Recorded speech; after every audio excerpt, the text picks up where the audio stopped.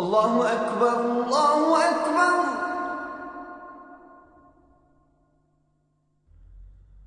الله أكبر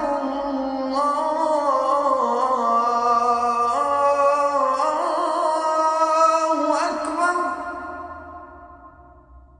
Welcome to Let the Quran Speak. My name is Sophia, I'm your host. The aim of Let the Quran Speak is to help you gain deeper insights into Muslims and Islam, as it is practiced here and in other parts of the world. In this episode, what does Islam say about the practice of bullying, and how should we as a society deal with bullying? We'll answer this question soon, but first, the birth of Jesus. This is the time of year when we hear a lot about Jesus. Jesus also features prominently in the Muslim tradition. The Quran mentions him repeatedly. How do Muslims understand the birth of Jesus? Was it a miracle? Was his mother Mary a virgin? With me in studio, Dr. Shabir Ali, President of the Islamic Information Center. Brother Shabir, welcome to Let the Quran Speak. Pleasure to be on. Now, describe the birth of Jesus to us. Was it a miracle? In the Quran, it's mentioned in two main passages. One is in the third surah of the Quran, from verses 42 onwards. And the other is in chapter 19, called the chapter of Mary, because it so prominently features the story of the miraculous birth of Jesus. In answering your question, I should say that the birth of every baby is a miracle. It is really, because it is so commonplace, we don't treat it as a miracle. But when we think about how this actually happens, the mechanics of it is really awesome. And it is that awesomeness that we usually characterize as a miracle. It is something that human beings would not have been able to do on their own, that we would not have been able to do by artificial means, and yet this is a creature suddenly being born in the womb of a mother, being developed and growing. Is there something special about Jesus' birth, though? In the case of Jesus' birth, as both the Gospel of Luke and the Quran depicts it,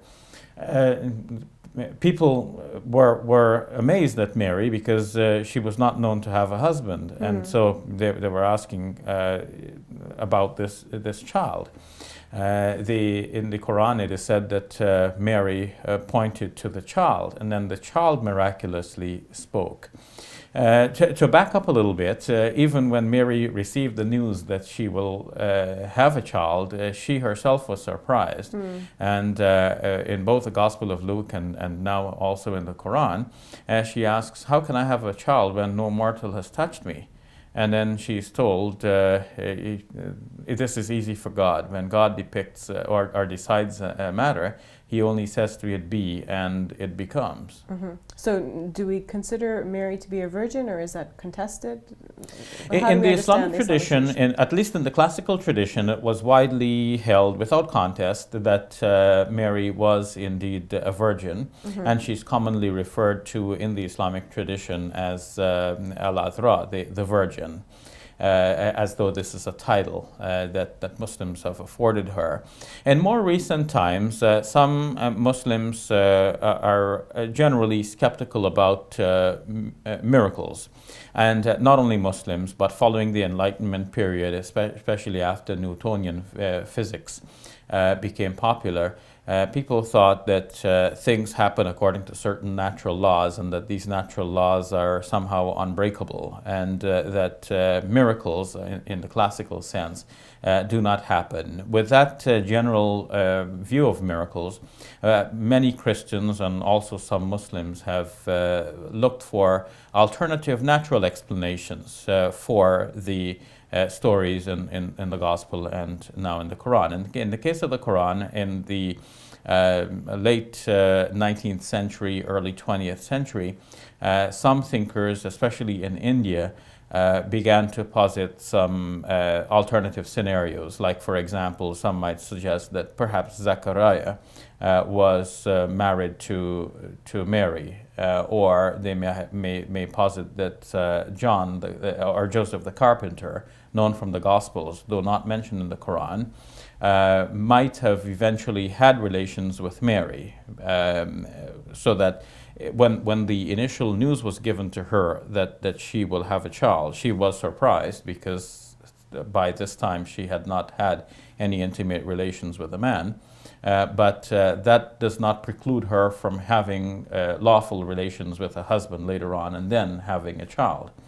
But having said that, we go back to the Quranic text itself, and we see that the Quranic text can allow for a certain degree of interpretation, though it was widely and almost uniformly attested in the classical tradition that Mary was a virgin at the time of having delivered Jesus.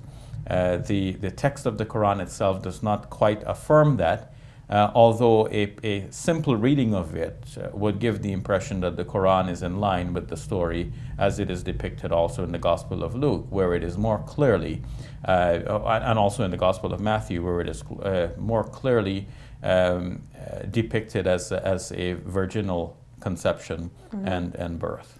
There's a detailed description of the news of Jesus' birth and Mary's labor, some of the trials that she went through. Why do you think there's so much of an explanation of that in the Quran? Well, partly because this was an important story to people for whom the Quran would have to be a relevant message. So God in His wisdom has revealed the Quran in such a way that it speaks to all segments of society. It addresses them, it takes into consideration their belief systems, and it calls them towards the belief in monotheism. The Quran's call to monotheism is in some way in contrast to the ideas which were held at the time, including, let's say, the idea of the Trinity, which includes the deification of Jesus. So if the Quran just simply called for its own monotheism without taking into consideration what people already think about Jesus, then the Quran's message might not have been as effective as it has proven to be. So what the Quran does here is that it lays out the whole story and shows, yeah, we know all about that. This is how the story is normally told. This is what people know about Jesus. But what do we conclude from that? And this, I believe, is the essential point. If we take for granted that Jesus was conceived by a virgin, some people take that as proof that Jesus must be God. But from the Quranic perspective, that is only a proof that God is able to create in a wide variety of ways. So God created Adam without parents, or created most people with parents, both parents, and Jesus with only one parent. And following the biblical tradition, one would say that Eve was created without parents as well, but created from a man, according to the Bible.